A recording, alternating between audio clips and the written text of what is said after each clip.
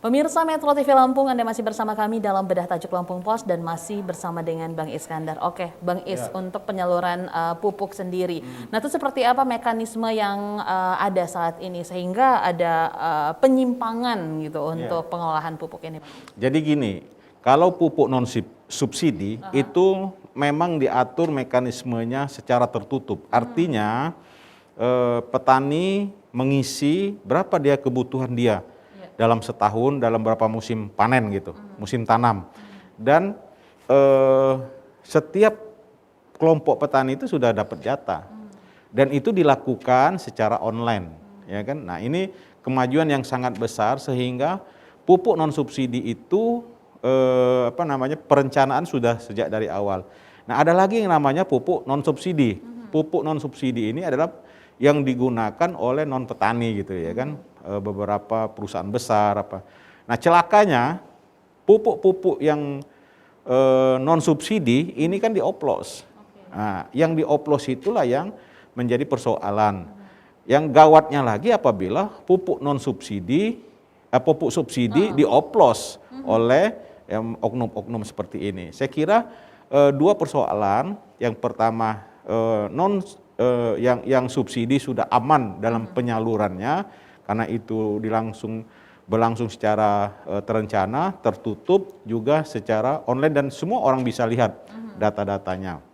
Nah, yang non subsidi ini yang jadi persoalan. Sehingga aparat keamanan kita dorong, kita kawal ya kan, Lampung Pos mengawal jangan sampai petani dirugikan. Nah, kalau petani dirugikan, contoh aja umpama pupuk itu butiran-butiran yang mengandung amonia kan, NaCl segala macam.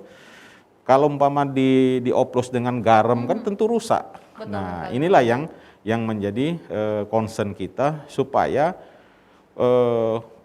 oknum-oknum yang penjahat-penjahat pupuk ini dikerangkeng. Kalau tidak nanti akan terganggu produksi pertanian. Kira-kira itulah gambaran mengapa kita sangat concern dan ya membuat kita jadikan pandangan tajuk di Lampung Pos. Jangan sampai juga di pertanian ini pandemi di sektor lain yang terseok-seok, tapi kalau di pertanian di Provinsi Lampung malah bergerak naik. Nah, jangan sampai dengan subsidi dengan pupuk yang dioplos ini malah membuat hasil pertanian menurun seperti itu ya. Oke. Nah, jadi apa yang akan dilakukan oleh pemerintah terkait untuk menangani hal ini agar tidak terulang lagi? Karena memang kalau di daerah Kabupaten Lampung Selatan ini sepertinya sudah keberapa kalinya itu kan, Bang Is. Itu apa yang akan dilakukan?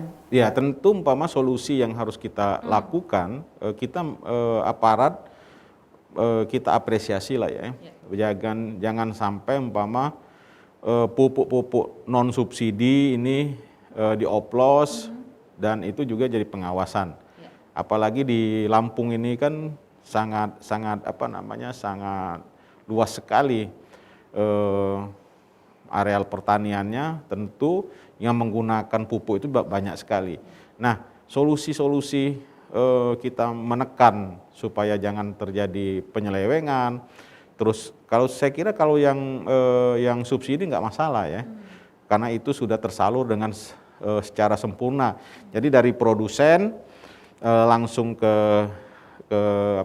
kelompok-kelompok dan itu langsung diterima oleh petani. Jadi jelas itu berapa dia mengisi dalam perencanaannya, di RDKK-nya berapa, itulah yang disalurkan.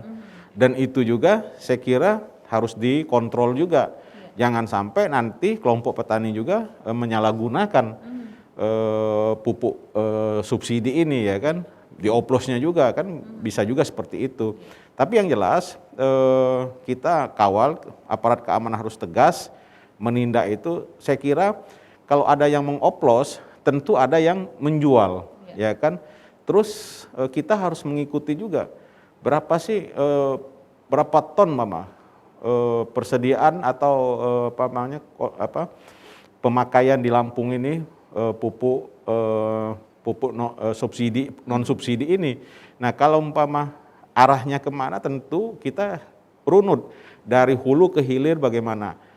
Dan tentu pengoplos ini banyak yang berada di sentra-sentra pertanian gitu. Oke, nah ini kan pasti Lampung Pos juga mendorong untuk pemerintah atau juga aparat terkait gitu ya untuk melakukan pengawasan lebih ketat lagi. Nah, seperti apa di kalangan petani sendiri, Bang Is? Adakah sosialisasi untuk mengetahui ini pupuk oplosan yang harusnya digunakan dengan ini pupuk yang memang bisa digunakan, itu seperti apa sosialisasi yang diberikan dari pemerintah? Itulah kita gunanya sebagai seorang penyuluh. Oke. Ya kan di pertanian itu ada penyuluh. Nah, penyuluh inilah yang berkewajiban menjelaskan kepada petani bahwa pupuk ada bagian-bagiannya gitu kan. Atau ada apa namanya pupuk amonia, terus kan banyak jenis-jenis pupuk yang lain.